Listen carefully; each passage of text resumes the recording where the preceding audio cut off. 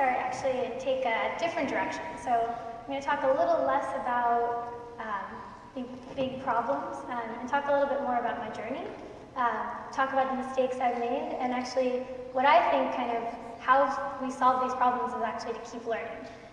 And so yesterday, Dr. Brooks Phillips was telling us that, poverty is a huge problem. And I think one of the things is that we just have to keep trying and be persistent and to make sure that we're actually listening to the market and the people that we're actually trying to serve to actually develop the solutions. And so you're bound to make mistakes along the way. So I started my journey. After college, I went, the very traditional path, went into investment banking, loved data, loved numbers, loved finance, and so went to go work at UBS doing equity research. First few months, loved it, but then realized I was literally sitting behind a desk, looking at a computer screen every single day. Definitely not what I expected and not what I really wanted out of life. I always remembered this one quote that I had read by Anita Roddick that said, if you think you're too small to make an impact, try going to sleep with a mosquito in the room. It was something that stayed with me and I kept thinking, I might not know everything yet, but I do know that there's more out there, and so I have to try. So I quit, and I decided to take an internship in India. Went to Calcutta and worked with an NGO that was doing microfinance. Figured, okay, I had a finance background, there was probably something I could do there and be helpful. And again, in that same experience, while it was great to kind of learn about this new field and see the fact that capital, even in the smallest sense, could provide new livelihoods for individuals, I felt like we were still looking at things very one-sided. We weren't looking at that bigger picture of what happens beyond the capital piece. You can help someone start a business, but what about those other resources, and what about the actual behavior change of the individual? How are they going to keep progressing? So I decided to go back to school. Thought maybe that was the answer. So I went and got my master's in economic systems and wanted to understand what were the barriers to what individuals who are living in poverty face. Why is it that they can't get financial access, health access, education access?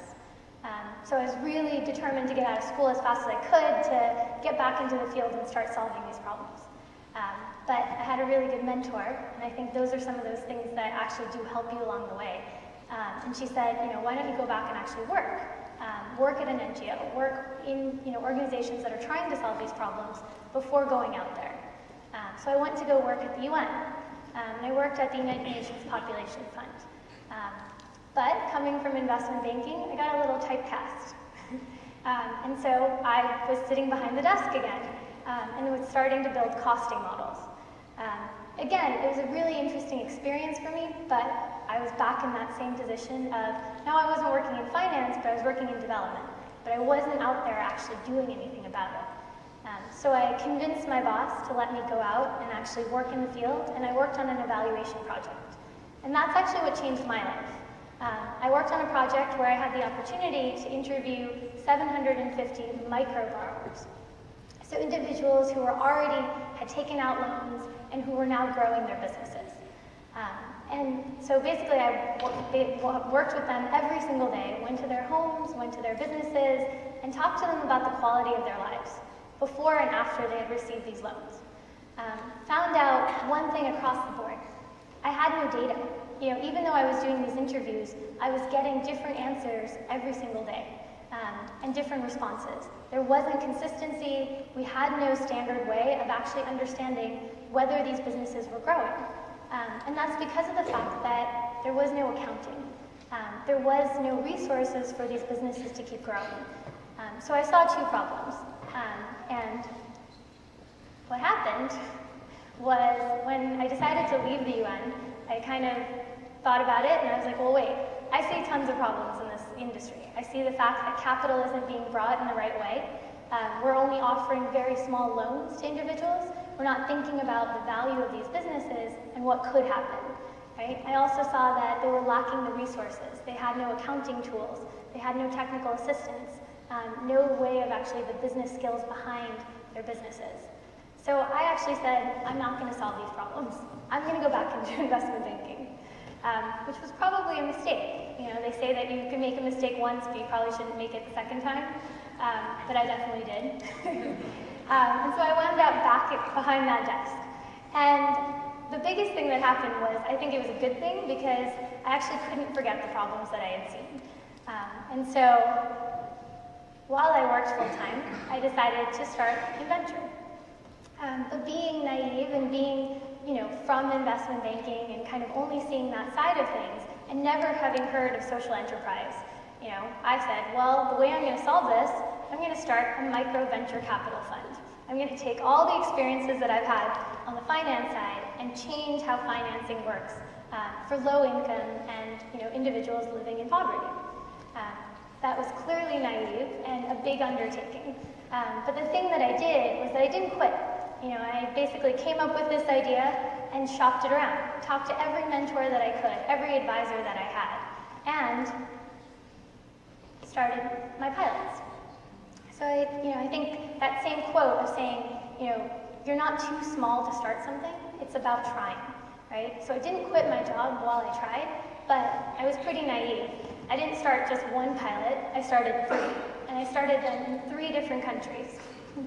So I piloted with 36 businesses in India, Ghana, and Mali. So all of the different companies and organizations I had worked with while at the UN, I basically convinced them to work with me. In addition to that, I didn't just try 3 pilots, I tried 3 different financing structures in 3 different sectors. It was pretty complicated. So that was probably problem number 1 and mistake number 1. So the biggest thing I think what I'd like to get across to you guys is start small. You know, don't try and take on this huge undertaking. Poverty itself is a huge problem, and we all have to somehow figure out ways to actually focus, because otherwise that's not sustainable. But the biggest thing is about continuing to try and being persistent. And I think the thing about mistakes is that, you know, what leads to success is actually admitting your mistakes early and just to keep going. So I figured out between those 3 financing structures, there were things that actually did work. I'm not going to get too into that, but what actually worked was figuring out how we could align incentives and actually create an investment model that was tied to the revenue of these businesses. So while we were still giving them the flexibility, we were actually giving them, you know, a way to actually repay based on their sales. So changing a micro-lending approach to being more of a micro-investment or micro-equity approach. And so during that next year, while I did continue to work full-time, I, you know, focused in on revenue sharing, and actually we lent capital to 58 businesses during that period of time. And it was working, the pieces were working, but I was pretty much getting burnt out, right? It was the fact that you're working full-time. What we were trying to do was provide more than capital, so you had to work somehow day-to-day with these business owners. You had to provide them that technical assistance and those resources, because that was the only way that both we could be successful and they would be successful. But again, there was a problem. And that problem is the fact that, you need a team, you need to actually take that leap of faith. But the other piece of the problem was the fact that, it's like what I said, again, we were doing way too much, right? We were trying to be an NGO, we were trying to be a lending organization, and we were trying to be kind of the resource on the ground. And that's not sustainable, right? Again, we were taking on a little bit too much. So, during this last year, I did quit. I formed a team, and things started clicking. We started focusing. And, we did obviously get some good recognition, we had some resource behind us, and things, were working. But, again, there was an issue. And this kind of brings me to my point. The biggest thing was that when I started InVenture, the problem that I thought I was solving was this issue of how small businesses could actually grow. How could you go from a micro business to being this small business that was now employing individuals? And what we were trying to do was find the right capital and resources to help those businesses. But along the way, we forgot one really important thing. Because the other problem that we saw was the issue of accounting and data. We had no idea where these businesses were coming from, right? So when I would approach them, we were looking at them after they had already received a loan, right? We didn't understand their sales. We didn't understand the actual mechanics or metrics of those businesses, right? So when we're trying to lend to them in a really innovative way, it's pretty impossible without knowing their past, because you can't really predict that future. And we took a step back and realized, well, wait, if we had ever had that information, our jobs would have been a lot easier, but the industry as a whole, the microfinance industry or financial services industries in developing communities can actually use this data. Everyone needs it. And in some sense, right now, we have no transparency into that kind of inner working of how individuals who are low income or living in poverty actually spend money, right? So we can't customize our products. And so that was kind of the thing that happened. Along the way, as we were building our solution, we had built something that we completely forgot about. So in order to track these businesses for our own solution, we had built an SMS tool called Insight. It was an SMS accounting tool. And all of our business owners, the 58 that have been going through our program, were texting into us on a daily basis their sales and expenses. And that's how we were actually offering them that technical assistance. And so we thought about it, and we said, well, wait a minute, maybe other people need this, right? Maybe it's not just the business owners that we work with, maybe it's households, it's individuals who don't have a bank account, and people that actually aren't able to access financing. And we didn't know what we were doing yet, but we tried. And we actually applied to something, and we were able to get the help of Vodafone and to really kind of start scaling this. And we kept going. I think the biggest thing is that we realized that, in the beginning, we had kind of stumbled on an even bigger problem, but in some sense, this was a smaller solution, right? It was something that while we weren't solving this whole issue of poverty, what we were trying to solve is this issue of data in a way that individuals could actually have a credit score, just like any one of us, actually have information on how they spend money and how that money or their credit can actually then be translated to a bank to show their riskiness. And so we kept going. And so this past year, we now have 3,500 individuals actually using our SMS accounting tool. Individuals who've never had a credit score. Individuals who now have access to the traditional banking services that we actually have. And the other thing that we did do is we focused. We focused not in 3 countries, but we focused only in India.